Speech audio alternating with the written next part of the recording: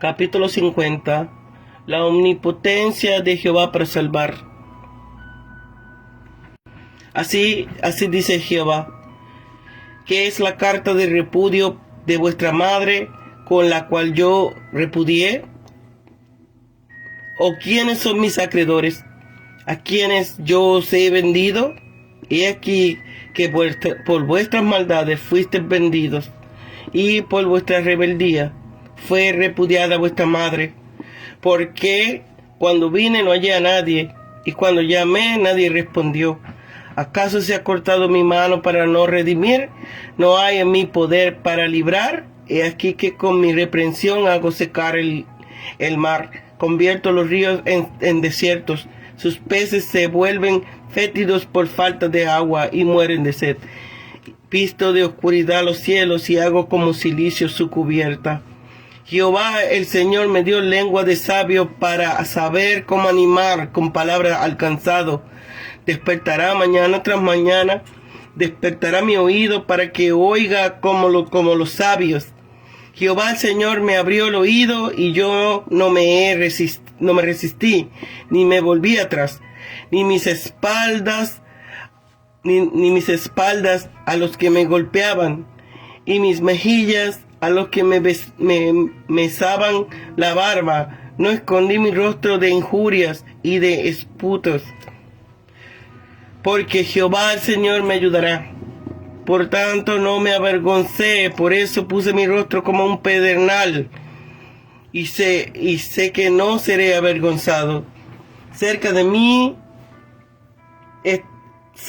está de mí el que me justifica. ¿Quién contendrá conmigo? Presentémonos juntos. ¿Quién es el adversario de mi causa? Acérquese a mí. He aquí que Jehová el Señor me ayudará. ¿Quién hay que me condene? He aquí que todos ellos se desgastarán como ropa de vestir, serán comidos por la polilla. ¿Quién hay entre vosotros que teme a Jehová, que obedezca a la voz de su siervo? Aunque ande en tinieblas y carezca de luz, confíe en el nombre de Jehová y apóyese en su Dios. He aquí todos vosotros que encendéis fuego y os rodeáis de teas, andad a la luz de vuestro fuego, y de las teas que encendisteis, de mi mano os vendrá esto, en dolor yaceréis. ¿Qué es la carta? ¿Con qué pregunta Dios? Con esta pregunta Dios se propone negar que Él le hubiese dado carta de refugio como hacían frecuentemente los maridos con pretextos baladíes, o que Él hubiese vendido los hijos de ambos, de Él y de ella, como solían hacer los padres pobres a veces, ante el premio de los acreedores, pues fueron ellos los que se vendieron a causa de su pecado, vendidos. Los judíos en el cautiverio tenían la condición de personas que habían sido vendidas y expulsadas. Por eso no era resultado de un capricho despótico o resultado de una imposición externa de Jehová, sino que el mismo Israel había roto la relación en el que se hallaba con Jehová, de manera que los israelitas se habían vendido a sí mismos a través de sus faltas. Acortado mi mano oriental de debilidad, con la mano larga y extendida lo es de poder. Ni di mis espaldas, lo que se cumplió literalmente, injurias y esputos. El camino de esa llamada del siervo pasa a través de la humillación, lo que había sido expresado ya por Job, lo que había sido prefigurado típica y proféticamente en el Salmo de David. Aparece aquí en su perfecto cumplimiento. El tipo de ese sufrimiento aparece plenamente en Jesucristo. Polilla. Esta es una figura que encontramos de nuevo una imagen que, aunque parezca insignificante, resulta realmente terrible, pues evoca un poder de destrucción que actúa de manera imperceptible y lenta, pero que lleva al término de la destrucción del objeto referido con la mayor seguridad. Andad a la luz, con duras ironías. Con duras ironías que se le dice a los que rechazan la luz, que el profeta le ofrece, que se aprovechen de la que ellos mismos se buscan independientemente de Jehová, luces que en un día se convertirán en violentos incendios en que parecerán ellos consumidos.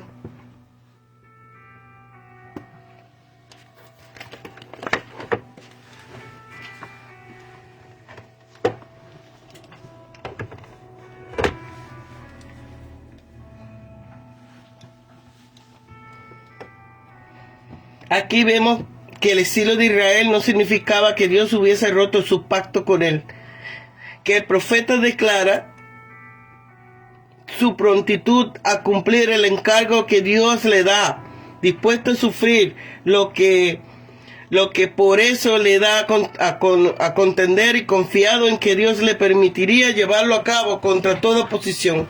El mensaje es de consuelo para los piadosos y de amenaza para los impíos. Quienes han proferido ser el pueblo de Dios y han pasado por severas pruebas pueden verse tentados a quejarse de Dios, pero en respuesta a cualquiera de esas quejas tenemos aquí un reto a que prueben que el altercado comenzó del lado de Dios. Jehová había sido para ellos un buen marido, y a los maridos les era entonces concebido el poder de repudiar a sus esposas por pequeños disgustos.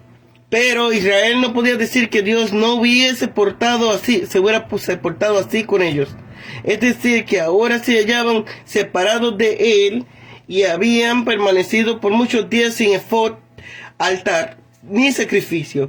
Pero, ¿de quién era la culpa? Dios había sido para ellos un buen padre, y los padres tenían entonces el poder de vender a sus hijos, sus esclavos, a sus acreedores, en pago de sus deudas. Es cierto que ahora los judíos estaban vendidos a los babilonios, pero después a los romanos, pero los vendió Dios en pago de algunas deudas.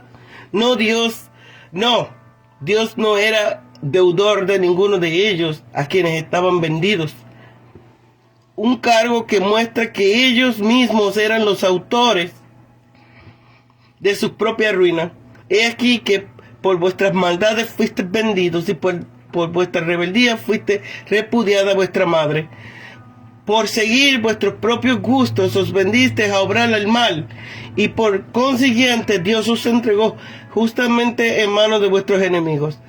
Los judíos fueron exiliados a Babilonia a causa de su idolatría, y fueron más tarde rechazados por crucificar al Señor de la gloria. La confirmación de aquel reto y de que este cargo Dios vino a ofrecerle su favor, le tendió la mano para que no entrasen en esta aflicción, o para sacarlos de ella. Pero ellos le menospreciaron a él y a su gracia. ¿En qué carecía de poder para salvarlos? ¿No había sido su propia omnipotencia la que le había abierto un camino seco a través del Mar Rojo? Había convertido los ríos en desiertos y hecho que los peces apestasen de hedor por falta de agua. El mismo poder tiene con respecto a los cuerpos celestes, eclipses, tormentas. No se había acortado pues la mano de Dios para redimir. Estos versículos se aplican en cierta medida al siervo pueblo personificado en Isaías, pero tiene más perfecto cumplimiento en el siervo Mesías, como veremos a continuación. El siervo aparece aquí como un predicador aceptable, Isaías como profeta, pero dotado para la obra a la que le habían sido llamados. Pero Cristo fue un ungido con el Espíritu Santo, más que ninguno de los profetas. El siervo ha sido equipado por Dios con lenguas de sabio para saber cómo instruir, para saber cómo animar con palabras alcanzadas. Véase cuál es la mejor instrucción que recibe el ministro de Dios. Saber cómo consolar la conciencia atribuladas o perplejas y hablar la palabra precisa, confortadora y oportuna en los diversos casos de las pobres almas. La habilidad para obrar, así es un don de Dios. Con oídos de discípulos para recibir instrucciones. Los profetas tienen necesidad de esto, tanto como la lengua del sabio, pues debían recibir con toda atención la palabra de la boca de Dios a fin de poder comunicarla con toda exactitud. Para ser un buen maestro es menester haber sido un buen discípulo. Por eso los apóstoles primero y todos los creyentes después fueron llamados discípulos. Mañana tras mañana hay que despertar el oído, ya que por naturaleza somos perezosos para oír y todo lo oímos a medias. Además, somos cobardes para poner por obra lo que comporta alguna dificultad. Mientras que el siervo obediente a lo que escucha no es rebelde a lo que se le dice, ni se vuelve atrás ante las dificultades, persecuciones y humillaciones, como un sufridor paciente, aunque prevenía dificultades y desalientos, aunque había de perseverar en su difícil servicio, aunque había de humillarse hasta lo más bajo, no huyó de su deber ni desmayó su ánimo, ni di mis espaldas a los que me golpeaban, y mis mejillas a los que me mesaban la barba. Algo que se suponía una de las mayores afrentas que podía hacerse a alguien. No escondí mi rostro de injurias y de esputos. Por esto y más, sufrió Cristo pacientemente y voluntariamente para darnos a entender su disposición a salvarnos. Como un valiente campeón, el Redentor es tan famoso por su denuedo como por su humildad y paciencia. Y aun que no resiste, se porta en eso mismo como más que vencedor. El Señor Jehová me ayudará. Dice versículo 7, y lo repite en el 9. Dios envió a Jesús un ángel que le confortase en lo más recio de su agonía. Cerca estaba de él quien habían de justificarle, es decir, vindicar su inocencia. No cabe duda de que Isaías fue también cargado de insultos malignos, de reproches y calumnias, pero sabía que al fin y a la postre Dios había de vindicar su causa, que era la del mismo Dios. Por eso podía retar a sus enemigos a que presentasen sus cargos contra él, seguro de que ninguno podía mostrar que el profeta era un malhechor o que no estaba a lo cierto en los mensajes que proclamaba. También en el caso de Cristo hubo muchos que quisieron exigirle cuentas, pero a todos les cerró la boca. Los ministros de Dios, si proclaman fidelidad el mensaje del Evangelio, no deben temer ninguna oposición. El mismo Dios que le comisionó hará que su mensaje cumpla de un modo u otro el propósito de Dios. No hay condenación para aquellos a quienes Dios justifica. La justa causa de Cristo y de sus profetas sobrevivirán a toda oposición. Será consumido por la polilla. Una cosa tan pequeña bastará para destruirlos. El profeta, como tiene lengua de sabio, aquí usa uso de ella. Es como un compendio de evangelio. Se proclama aquí consuelo a los santos desconsolados y se les anima a poner su confianza en la gracia de Dios. Hijo de Dios es el que teme al Señor con un temor filial frente a la majestad altísimo, y tiene miedo de incurrir en sus desagrados. Obedece a la voz del siervo de Dios y está dispuesto a dejarse gobernar por el Señor Jesús en la gran obra de la redención del hombre. Quienes de veras temen a Dios también obedecerán a la voz de Jesús.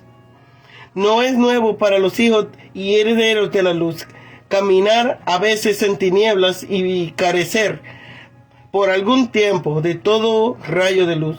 El que así se halla en la oscuridad, confíe en el nombre de Jehová y apóyese en su Dios. Confíe en la bondad, la sabiduría y el poder de Dios, porque el nombre de Jehová es castillo fuerte. No importa caminar en la oscuridad, si caminamos de la mano de Dios, todo es suficiente.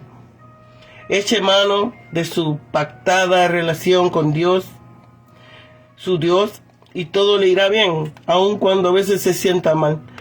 Se advierte a los pecadores presuntuosos que no confíen en sí mismos. El fuego que enciende contra los justos los consumirá a ellos mismos, como en el caso de Nadab y Abiú, fuego extraño, que no era según la voluntad de Dios. Con fina ironía se le dice: andad a la luz de vuestro fuego y de la tea con que encendisteis. Con dura ironía se le dice a los que rechazan la luz que el profeta le ofrece, que se aprovechen de la que ellos mismos se buscan independientemente de Jehová. Luces que en un día se convertirán en violento incendio, en que perecerán ellos, consumidos los que hacen del mundo su consuelo y comodidad, y de su propia justicia su confianza. Hallarán al final la más terrible amargura. El camino del piadoso puede estar sombreado de melancolía, pero su final será paz y luz perpetua. El camino del impío puede parecerse agradable, pero su final será eterna oscuridad.